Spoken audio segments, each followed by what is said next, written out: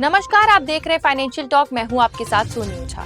आज का दिन बिहार की राजनीति में एक ऐतिहासिक मोड़ लेकर आया है। विधानसभा चुनाव का नतीजा साफ हो चुका है। एनडीए ने एक बार फिर से राज्य की सत्ता पर कब्जा कर लिया है, जबकि महागठबंधन बहुत ही कम सीटों में सिमट गई है।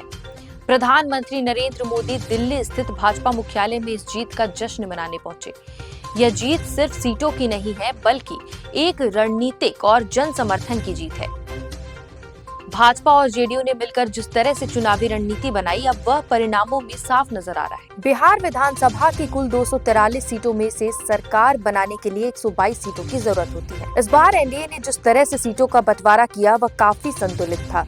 भाजपा और जेडीयू ने 101 सीटों पर चुनाव लड़ा, जबकि सहयोगी दल एलजेपी को 29 सीटें, एचएएम और आरएलएम को 6-6 सीटें दी गई और सभी पार्टियों ने इस बार बेहतरीन प्रदर्शन किया। वहीं दूसरी तरफ महागठबंधन को बहुत बड़ा नुकसान हुआ। यह बदलाव दर्शाता है कि जनता ने इस बार विकास, स्थिरता और नेतृत्व के मुद्दे पर वोट दिया है। महागठबंधन की स्थिति इस बार बेहद कमजोर नजर आई। आरजेडी, जो हमेशा से बिहार की राजनीति में एक बड़ा चेहरा रहा है, इस बार इतने कम सीटों पर सिमट गया।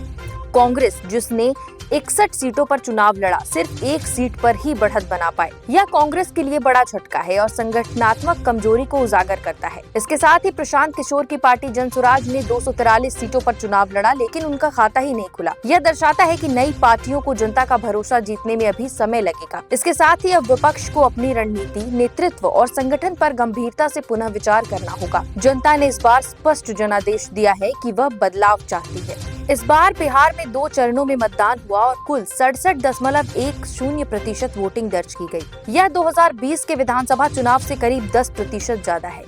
यह नया रिकॉर्ड है और दर्शाता है कि जनता ने इस बार बड़ी संख्या में मतदान किया। युवाओं, महिलाओं और ग्रामीण क्षेत्रों में मतदान का प्रतिशत काफी बढ़ा है। सोशल मीडिया पर भी चुनाव को लेकर काफी हलचल रही। जेडीयू ने पोस्ट किया जिसमें लिखा था, नीतीश मुख्यमंत्री थे, हैं और रहेंगे। यह पोस्ट 20 मिनट बाद डिलीट कर दिया गया, लेकिन तब तक यह वायरल हो चुका था। इससे यह संकेत मिला कि पार्टी को नीतीश कुमार के नेतृत्व पर पूरा भरोसा है।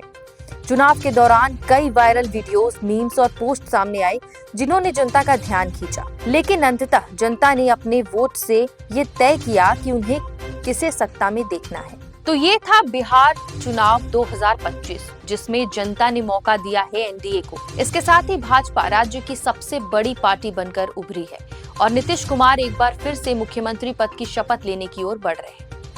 विपक्ष को इस बार हार से सबक लेना होगा और अपनी रणनीति पर पुनः विचार करना होगा। आगे की राजनीतिक हलचलों, शपथ ग्रहण समारोह और नई सरकार की प्राथमिकताओं की कवरेज के लिए हमारे साथ जुड़े रहिए। तब तक के लिए देखते रहिए फाइनेंशियल टॉक।